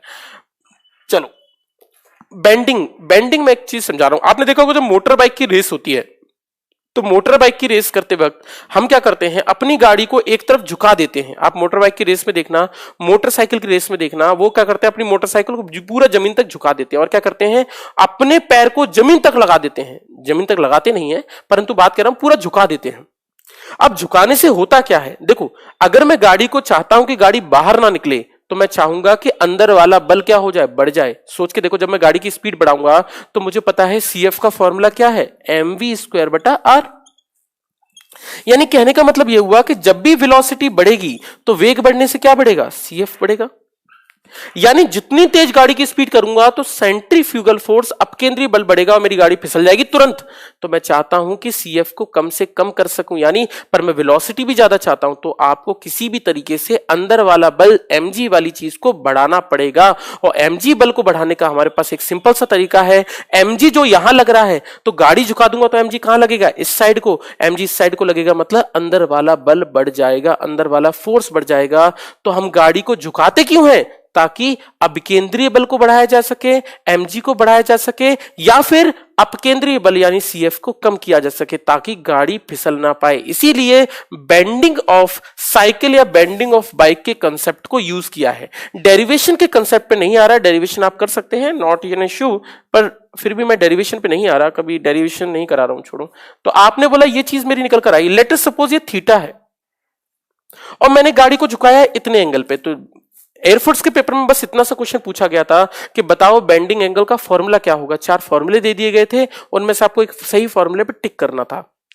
तो अगर मैं इसकी बात करूं कि गाड़ी को मैंने झुका दिया थीटा एंगल पे, तो कितना कम से कम झुकाना पड़ेगा कि गाड़ी गिर ना पड़े, कितना कम से कम झुकाना पड़ेगा कि गाड़ी गिर ना पड़े। तो इसके लिए कम से कम एंगल की जो बात की जाती है उसकी वैल्यू होती है tan थीटा बराबर v²/rg। इस कॉन्सेप्ट को जरूर याद रखिएगा, बहुत इंपॉर्टेंट कॉन्सेप्ट है। क्यों झुकाते हैं, तो क्यों झुकाते हैं, टू इंक्रीज, क्योंकि ताकि CP यानी अभिकेंद्रीय बल बढ़ाया जा सके, टू इंक्रीज CP। mg बढ़ने से क्या होगा, अब की बार mg अंदर को लगने लगेगा, तो CP अंदर गाड़ी झुकाऊंगा तो क्या बढ़ जाएगा, mg बढ़ जाएगा, मतलब CP बढ़ जाएगा, अभिकेंद्रीय बल बढ़ जाएगा, सेंट्रीपिटल फोर्स बढ़ जाएगा। तो अगर अंदर बढ़ जाएगा तो बाहर वाला क्या हो जाएगा, कम हो जाएगा।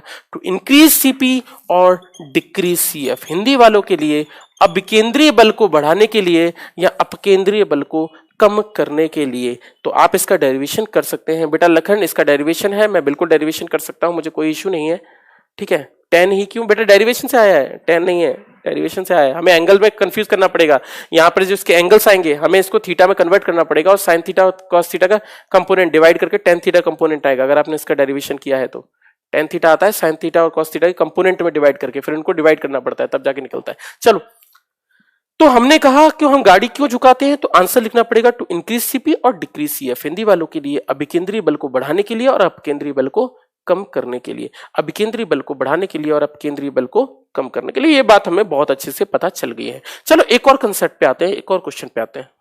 क्वेश्चन ये पूछा गया कि गाड़ी, अगर मैं बोलूं कि मेरी कार है और मेरी कार चल रही है, तो क्या अगर आपने बाइक को झुका दिया तो क्या आप कार को भी झुका पाएंगे क्या?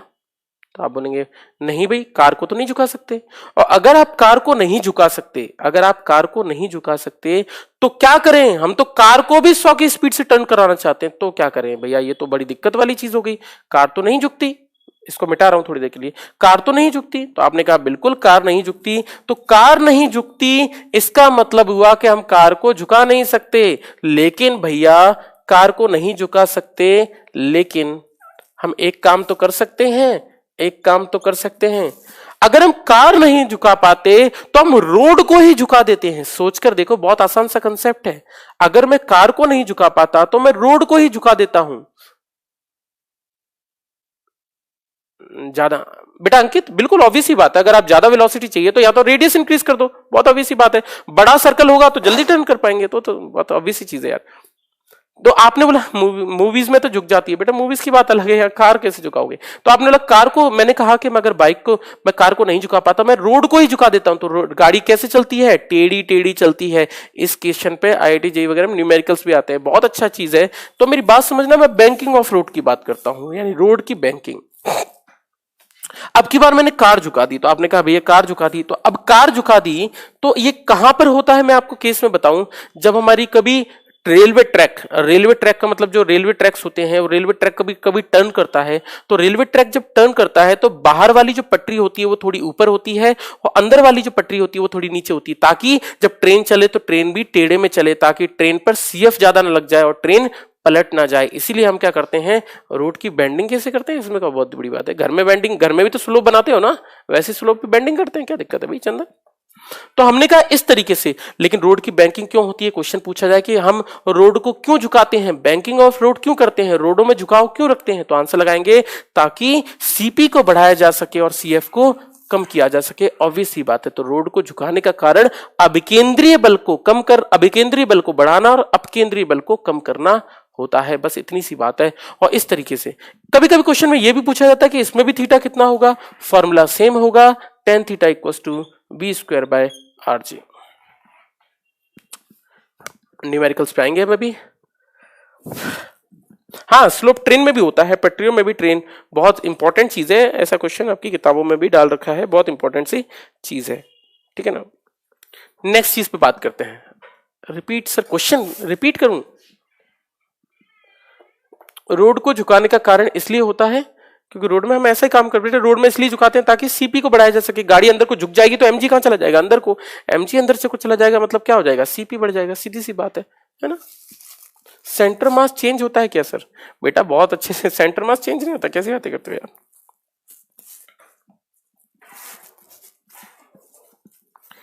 बेटा सेंटर मास का लोकेशन चेंज हो सकती है, सेंटर मास कोई फिक्स वैल्यू नहीं है, सेंटर मास चेंज हो सकता है ना।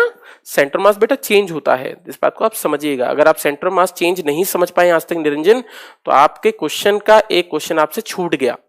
क्या क्वेश्चन छूट गया? इस बार के एयरफोर्स का एक क्वेश्चन। क्या था क्वेश्चन, मैं आपको बता दूं। क्वेश्चन एग्जैक्टली तो नहीं पता मुझे, बट एग्जैक्टली याद नहीं है, बट फिर भी वैल्यू एग्जैक्टली याद नहीं है, क्वेश्चन एग्जैक्टली याद है। क्या क्या है क्वेश्चन? ये था कि एक 5 मीटर की है। मैं क्वेश्चन इस बार का एक छोटा सा डिस्कस कर रहा हूं, अगर आपको सेंटर मास कंफर्म नहीं है तो देखना। क्वेश्चन ये बोला गया है कि ये चीज है और इस बॉक्स को मैंने इस तरीके से रख दिया। क्वेश्चन पूछा गया है, इस तरीके से रख दिया और मुझसे पूछा है बताओ, क्वेश्चन पूछा है बताओ इन दोनों का पोटेंशियल एनर्जी में क्या फर्क होगा। क्या दोनों की पोटेंशियल एनर्जी, स्थैतिक ऊर्जा, जमीन पर रखे हैं दोनों, क्या दोनों की पोटेंशियल एनर्जी सेम होगी या दोनों की पोटेंशियल एनर्जी डिफरेंट होगी? क्वेश्चन ये था, इस साल के एग्जाम में था। स्थैतिक ऊर्जा का अंतर बताना है कि स्थैतिक ऊर्जा इन दोनों में क्या होगी। बहुत आसान सा क्वेश्चन था, मैंने जो लिखकर भेजे थे ना उनमें भी ये क्वेश्चन था।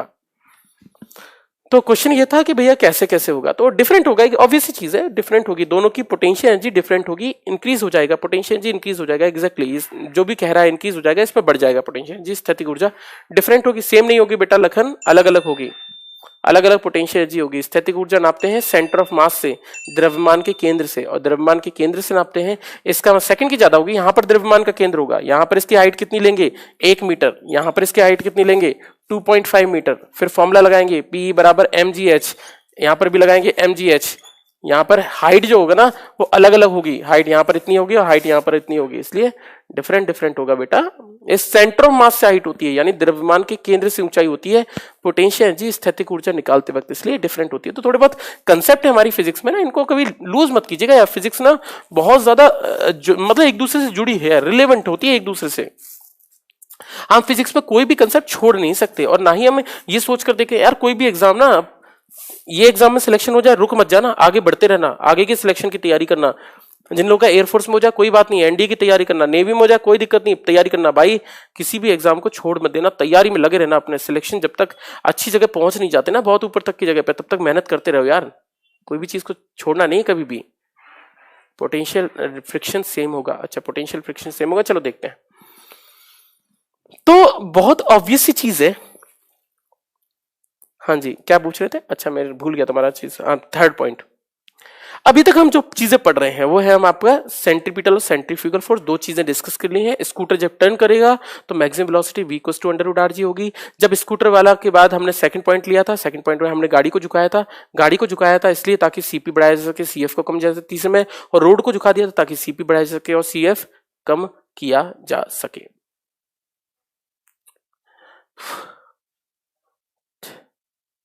mgh का क्या रोल है सेंटर मास में? बेटा आऊंगा पोटेंशियल फ्रिक्शन। अरे पोटेंशियल फ्रिक्शन क्या होता है भाई सचिन? चलो इन सब चीजों पे आऊंगा बेटा, mgh भी आएगा, अगला चैप्टर जो होगा ना हमारा mgh से रिलेटेड ही है, वहां पर हम सारी बातें डिस्कस करेंगे कि पोटेंशियल एनर्जी क्या होती है, कैसे नापते हैं। क्या आपको भी मेरे को एक दिमाग में चीज बतानी है कि आपकी पोटेंशियल एनर्जी क्या जीरो है या नहीं है? आपको कल मुझे सोचकर आंसर देना, पोटेंशियल एनर्जी आपकी कितनी होगी, जीरो होगी या नहीं होगी, है ना? स्थैतिक ऊर्जा जीरो तो नहीं होगी, आपको भी पता है भाई, सेंटर ऑफ मास से नापनी है तो क्या जीरो। चलो इतना तो दिमाग है ही। तीसरे पॉइंट की बात करते हैं कि अब क्या होगा। देखिए ऐसा हमेशा नहीं होता कि हमारे सर्कुलर मोशन वृत्तीय गति हमेशा रोड पर ही होंगे। हमने रोड का बस कंसेप्ट लिया है, रोड के कंसेप्ट को हमने जाना है, पर सर्कुलर मोशन का मतलब ये थोड़ी ना है कि कोई चीज हमेशा और हमेशा रोड पर ही चलेगी, यानी वृत्तीय गति एक पर करेगी, ऐसा तो कुछ नहीं है बेटा। अगला चैप्टर कौन सा है? वर्क एनर्जी पावर है बेटा अमित, वर्क एनर्जी पावर कार्य ऊर्जा एवं शक्ति अगला चैप्टर है। फिर हमारा ग्रेविटेशन है, फिर हमारा आपका हीट एंड थर्मोडायनेमिक्स है, और फिर हमारा जनरल प्रॉपर्टीज ऑफ मैटर आएगा। तो चैप्टर्स तो ज्यादा नहीं है बट फिर भी ठीक है। जीरो नहीं होगी, पॉसिबल ही नहीं है। किसी भी चीज की पोटेंशियल एनर्जी जीरो कैसे लिख दोगे यार? जीरो हो सकती है क्या? सोच के देखो यार, कैसे एनर्जी, किसी बॉडी में एनर्जी जीरो हो गई, इंटर एनर्जी जीरो हो गई, दैट मींस बॉडी एग्जिस्ट ही नहीं कर सकती। इस ब्रह्मांड में किसी चीज की एनर्जी जीरो हो सकती है क्या? पॉसिबल ही नहीं है। चलो बेटा सेंटर मास का अगला टॉपिक आएगा रोटेशनल मोशन। मुझे थोड़ा सा समय दो, सेंटर मास समझाऊंगा। ऐसी कोई चीज नहीं, कहीं से ही पढ़ लो, मैं तो कह रहा हूँ कोटा वोटा जहां से पढ़ना चाहता हूं वहां से पढ़ लो, ठीक है? मैं पढ़ा समझाऊंगा, सेंटर मास समझाऊंगा, सब चीज समझाऊंगा। एंगुलर वेलोसिटी, कल एक क्वेश्चन कोई ग्रुप में डाला था एंगुलर वेलोसिटी का, बेटा मैं आऊंगा कल, देखना एंगुलर वेलोसिटी एंगुलर डिस्प्लेसमेंट कैसे निकालते हैं, जरा देखना चीजों को ना, ठीक है? चलो अगली बात कर रहे हैं थर्ड पॉइंट की। तो मैंने कहा कि कोई भी चीज जरूरी थोड़ी ना है कि रोड पर ही चल रही होगी। सर्कुलर मोशन ऐसा भी तो हो सकता है, वृत्तीय गति ऐसी भी तो हो सकती है। मैं पत्थर को धागे से बांधकर ऐसे में घुमाने लग जाऊं, और जब मैं ऐसे में धागे में घुमाने लग जाऊंगा तो भैया मोशन ऐसा भी तो हो सकता है।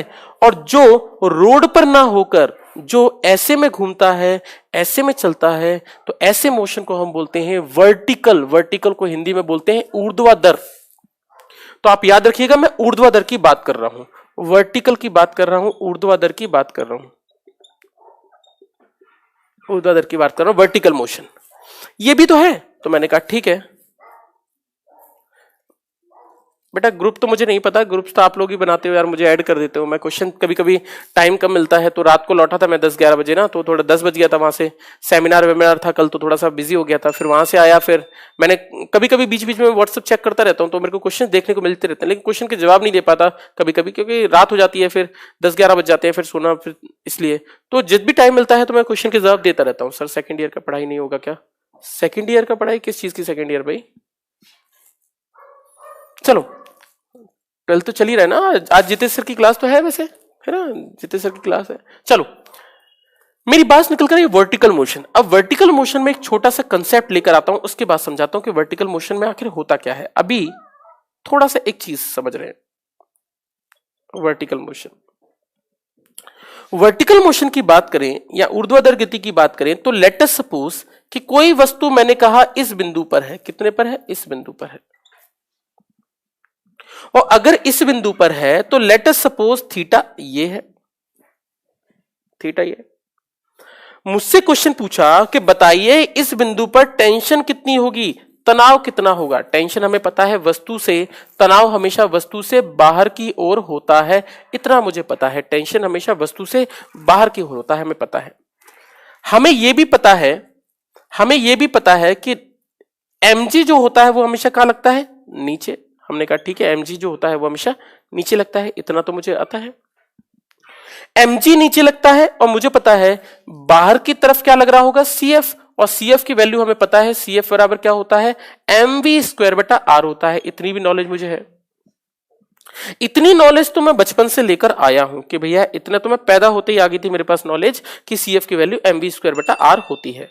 और मुझे पता चल गया था mg की वैल्यू हमेशा ग्राउंड की तरफ होती है। पर मेरे ग्राउंड की तरफ होने की वैल्यू का कोई मतलब नहीं निकलता। आप सोच के देखना, अगर ये थीटा है तो स्ट्रक्चर तो सेम है ना, तो ये भी वैल्यू क्या रही होगी? थीटा रही होगी। ऑब्वियस सी चीज है। अगर ये वैल्यू थीटा रही होगी तो मैं इसको दो कंपोनेंट में डिवाइड कर सकता हूं mg को।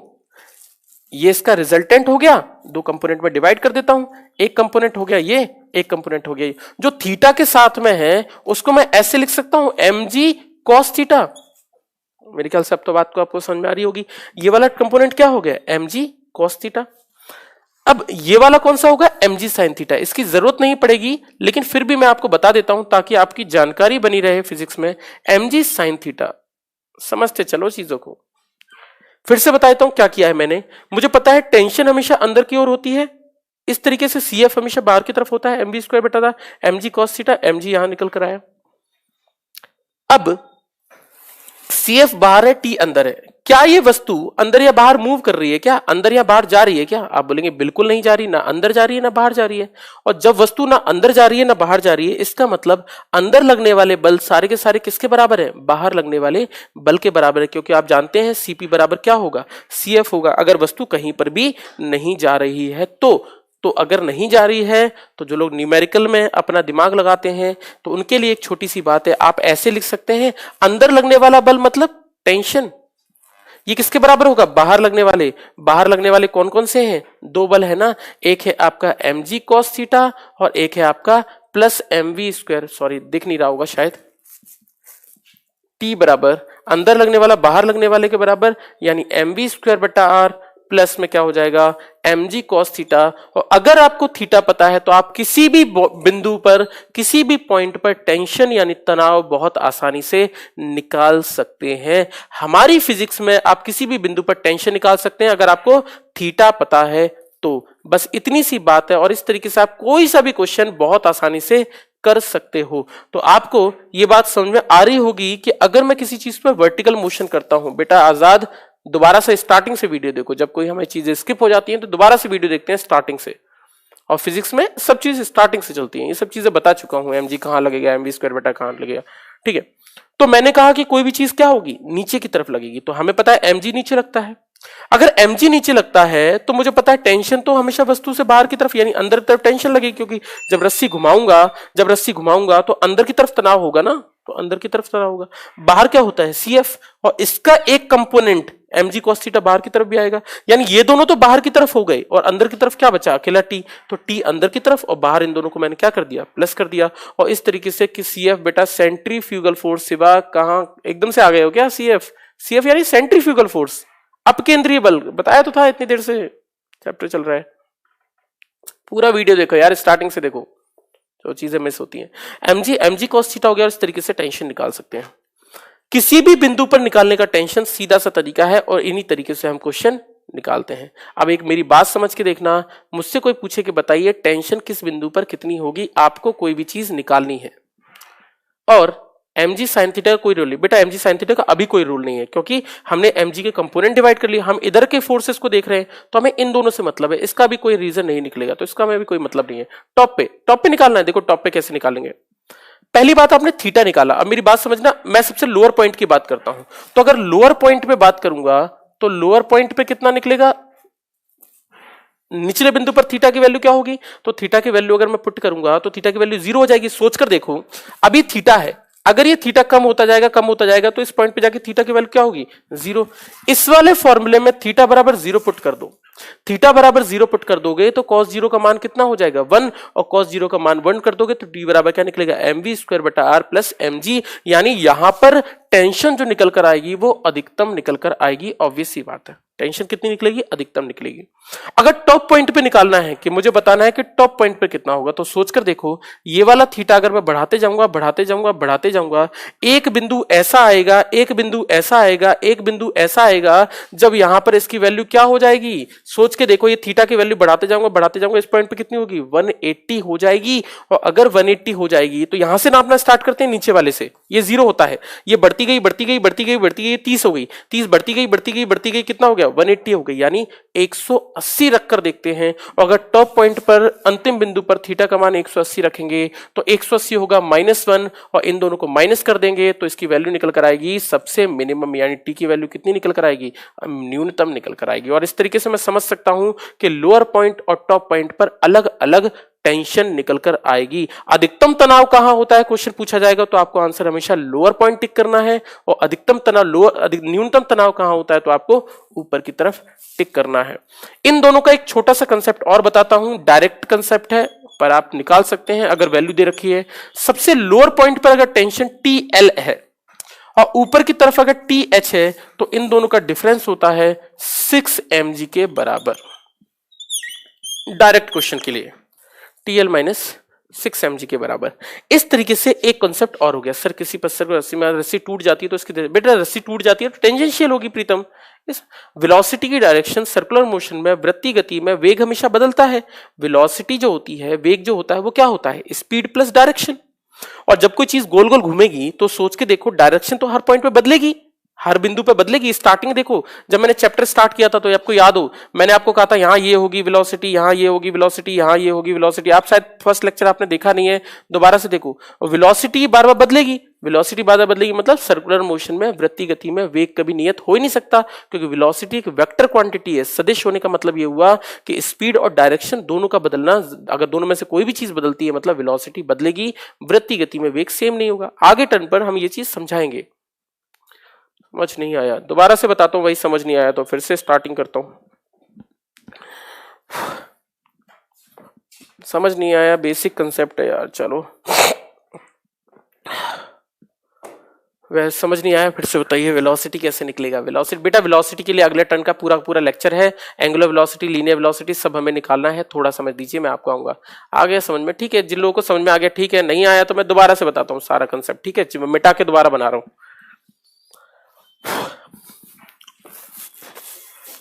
जिन्होंने लिख लिया बहुत अच्छी बात है बेटा।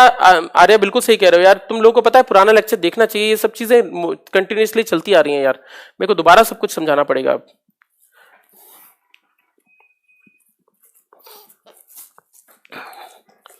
वीडियो दोबारा देखा करो यार, टाइम वेस्ट होता है मेरा यार।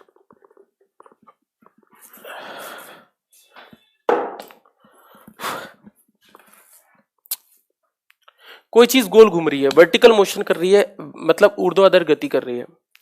वर्टिकल मोशन कर रही है, इसका मतलब यह हुआ कि कोई वस्तु मान लेते हैं यहां पर है। लेट अस सपोज अगर यहां पर कोई रस्सी से पत्थर बांध के घुमाया जा रहा है तो रस्सी यहां पर है, तो रस्सी जब खिंच रही होगी तो टेंशन कहां आ रही होगी, रस्सी में तनाव आ रही होगी। टेंशन तनाव आ रहा होगा, इसका मतलब अंदर की तरफ टेंशन होगी। जब कोई चीज गोल चक्कर लगाती है तो एक बात भी श्योर है कि मुझे पता है mg तो हर चीज में हमेशा नीचे लगता है, mg तो हमेशा नीचे लगता है। अब mg नीचे लगता है पर मुझे तो फॉर्मूला पता है cp बराबर cf, मुझे तो ये दोनों रखना है। cf की वैल्यू तो हमें पता है mv² बटा r। बाहर लगने वाले फोर्सेस बराबर अंदर, अंदर क्या है t। पर क्या अकेला cf ही है बाहर, तो आप बोलेंगे अकेला cf थोड़ी ना है बाहर, ये भी तो है, mg भी तो एक तरह का फोर्स है, mg भी तो एक बल होता है, न्यूटन जिसकी वैल्यू होती है। तो इसको अगर ये वैल्यू मैं थीटा मान लूं, इसके साथ इसका कंपोनेंट जो लोअर है t, यहां पर लोअर पॉइंट है, इसके साथ थीटा मान लूं तो ये दोनों थीटा बराबर होंगे। अगर ये mg है तो इस साइड क्या रहा होगा, mg cos थीटा रहा होगा। ये तो पता होगा कंपोनेंट थोड़ा बहुत यार, मैथ्स वैस पढ़ते हो कि नहीं पढ़ते हो पता नहीं। ये कितना हो जाएगा, mg sin थीटा हो जाएगा। mg cos थीटा हुआ तो बाहर की तरफ की बार कौन हो गया, cf और mg cos थीटा दोनों हो गए, तो बाहर की तरफ cf तो मैंने लिख ही दिया, इसके साथ में क्या जुड़ गया, mg, ये वाला कंपोनेंट mg cos थीटा जुड़ गया। तो मतलब किसी भी बिंदु पर टेंशन निकालने का तरीका होता है t बराबर mv स्क्वायर बटा r plus mg cos theta. अब अगर मुझसे कभी फिजिक्स में कहीं पर भी पूछ ले, मुझसे पूछे बताओ यहां टेंशन कितना होगा, तो अगर यहां टेंशन निकालना है तो आप यहां कितना पुट कर देंगे, 90। अगर टेंशन मुझे यहां पूछा जाए टॉप पॉइंट पे टेंशन कितना होगा, तो टॉप पॉइंट पे टेंशन कितना होगा, 180 पुट कर दो। यहां पर कितना होगा, 90, यहां पर भी कितना होगा, 90। इस तरीके से किसी भी पॉइंट पर अगर आपको थीटा पता है तो आप टेंशन बहुत आसानी से निकाल सकते हैं, बस फॉर्मूले में ही तो पुट करना है, और इस तरीके से मैं निकाल सकता हूं।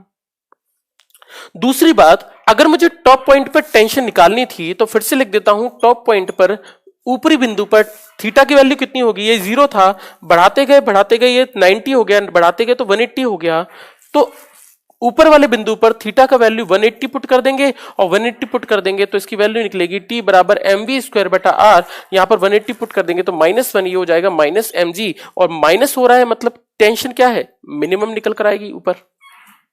ऐसे नीचे वाले पॉइंट पे बात करेंगे तो लोअर पॉइंट पर क्या होगा, नीचे वाले बिंदु पर क्या होगा, तो लोअर पॉइंट पर टेंशन थीटा की वैल्यू होगी लोअर पॉइंट पे 0, यहां तो 0 हो जाएगी ना भाई, 0 पुट कर देंगे, इसमें 0 पुट करेंगे तो इसकी वैल्यू निकलेगी t बराबर mv स्क्वायर बटा r plus mg cos theta.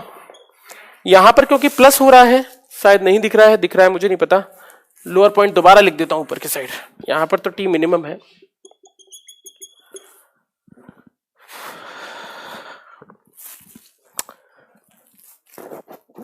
Lower point की बात करें तो लोअर पॉइंट पे थीटा का मान होगा 0, थीटा 0 होगा तो टी की वैल्यू होगी mv स्क्वायर बटा r प्लस में mg cos थीटा, और इस तरीके से हम टर्म निकाल सकते हैं। तो t मैक्सिमम कहां निकलेगा, लोअर पॉइंट पर। तो मैंने इतनी चीज जान ली है कि सर इसका यूज किस में होता है, इसका यूज किस में होता है, इसका यूज होता है सर्कुलर मोशन के अंदर क्वेश्चन निकालने में। इसका यूज कहां होता है मैं थोड़ी देर में बता रहा हूं। आपकी फिजिक्स में अगर आप अरिहंत की पाथफाइंडर की किताब निकालते हैं तो पाथफाइंडर की किताब में एक क्वेश्चन डाल रखा है, जिन लोगों को शायद क्वेश्चन याद हो, क्वेश्चन में बता देता हूं क्वेश्चन क्या है। क्वेश्चन ये है कि अगर कोई चीज ऊपर से बॉल गिराई गई है तो एक बॉल जो है वो ऐसे घूमकर ऐसे आ गई है, जो लोग न्यूमेरिकल लगाते हैं, जहां तक मुझे याद है न्यूमेरिकल क्वेश्चन ये बोला गया है कि अगर ऐसे घूमकर आ गई है, क्वेश्चन पूछा है कि अगर बॉल ऐसे घूमकर आ गई, ऊपर से गिराने पर, कहीं से ऊपर से गिराने पर बॉल ऐसे घूमकर आ गई है, तो मुझसे पूछा गया है कि हाइट कितना ऊंचाई से बॉल गिराई गई होगी, जितनी भी हाइट है तो कितनी ऊंचाई से बॉल गिराई हुई होगी। आप देखना अरिहंत की किताब में क्वेश्चन है, ऐसे क्वेश्चन न्यूमेरिकल सॉल्व करने में इसका यूज होगा। करवाऊंगा ये क्वेश्चन ना अभी। तो हमारी ये था टेंशन निकालने की बात, तनाव निकालने की बात। जो लोग अरिहंत की किताबें लगाते हैं उनके लिए इंपॉर्टेंट क्वेश्चन था। डायरेक्ट कंसेप्चुअल क्वेश्चन ऐसे बन सकता है कि तनाव अधिकतम कहां होता है, तनाव जीरो कहां होता है, टेंशन कहां पर कितनी होती है, इस तरह के छोटे छोटे क्वेश्चन है। आप लोगों को सोचकर ये बताना है कि टेंशन की वैल्यू कहां पर कितनी होगी। तो आपको ध्यान रखना पड़ेगा कि हर एक पॉइंट पर तनाव कितना कितना होता है, ताकि आप किसी भी चीज में क्वेश्चन में मिस ना करें। ठीक है, अगला शायद 5वां पॉइंट है इसके अंदर नोट में ही, कंसेप्चुअल क्वेश्चन का ही। चलो एक चीज और, अब अगर मैं बोलता हूं कि कोई चीज गोल घूम रही है, लेट अस सपोज गोल घूम रही है, इसके मिडल पे 0 हो गया, बहुत बढ़िया यार, मिडल पे 0 होगी, ऑब्वियस सी बात है निरंजन, टेंशन मिडल पे 0 हो जाएगी, है ना। स्पीडोमीटर लगवाएं लास्ट क्लासेस में बेटा, मैंने बोला ना टेक्निकल इश्यूज हैं, कैरियर वेल के हैं, उन्होंने डाला हुआ है उस पर कि जल्दी सॉल्व होगा, मिडल पे 0 होगा। हाँ चलो देखो, अगर मैं कहता हूं, अब आप कहते हैं कि भैया वेलोसिटी कितनी होगी, तो देखो वेलोसिटी जो होती है, अगर मान लो कोई चीज ऐसे घूम रही है, डायरेक्शन अभी नहीं देख रहे हैं पर ऐसे घूम रही है, तो वेलोसिटी ऐसे पॉइंट पर निकल कर आती है v = √rg, और नीचे के बिंदु पर जो टेंशन वेलोसिटी निकल कर आती है वो निकल कर आती है √5rg। कैसे हुई, इसके लिए भी डेरिवेशन कर सकते हैं। जब भी हम किसी चीज को घुमाते हैं तो आप सोच के देखिए, जब कोई चीज ऊपर जाती है तो उसका वेग कम होता है, और जब वो नीचे आती है तो उसकी वेलोसिटी बढ़ जाती है, फिर ऊपर जाती है वेलोसिटी कम होती है, फिर नीचे आती है बढ़ जाती है। तो आपके दिमाग में कभी कंफ्यूजन होगा ही नहीं, आपको पता है जब कोई चीज नीचे आएगी तो तेजी से आएगी, और नीचे तेजी से आएगी, इसका मतलब क्या हुआ, वेलोसिटी वेग कहां ज्यादा होगा, नीचे ज्यादा होगा। इसलिए याद रखिए, जब कोई चीज वर्टिकल मोशन होती है तो दोनों जगह वेलोसिटीज अलग अलग होती है। तो इस तरीके से आज हमने कुछ कॉन्सेप्ट पढ़े हैं, कुछ क्वेश्चंस पढ़े हैं, कुछ टॉपिक्स पढ़े हैं। अरिहंत की किताबें जरूर लगाइए आज के टॉपिक पर। फिर कल हम एंगुलर वाली चीज पर आएंगे। अभी तक हमने पढ़ा है लीनियर, कल टॉपिक जो होगा वो होगा एंगुलर। एंगुलर मतलब होता है कोणीय, कोणीय में एंगुलर डिस्प्लेसमेंट आएगा, एंगुलर वेलोसिटी आएगी, एंगुलर एक्सीलरेशन आएगा, और एक चीज और आएगी आप लोगों के लिए है भाई, क्या चीज, हाँ बहुत सारी, पता नहीं फिजिक्स आप पढ़े हो, आप तो पढ़े लिखे हो। आपको कल एक चीज ध्यान रखनी है, आप लोग इस कंसेप्ट को देखो, मेरे साथ पढ़ाई कर रहे हो, मैं चाहता हूं कि आप लोग कोई भी चीज ना छोड़े। आपको कल एक चीज ढूंढ कर लानी है, ल्यूसेंट नहीं, ल्यूसेंट की, हाँ ल्यूसेंट की बुक में क्वेश्चन डाल रखा है एटी से, एटी, एटी मतलब होता है, इसको हम लोग बोलते हैं आपका एक्सिलरेशन। एक्सिलरेशन जो होता है वो टेंजेंशियल एक्सिलरेशन, हिंदी में कहते हैं स्पर्शीय त्वरण।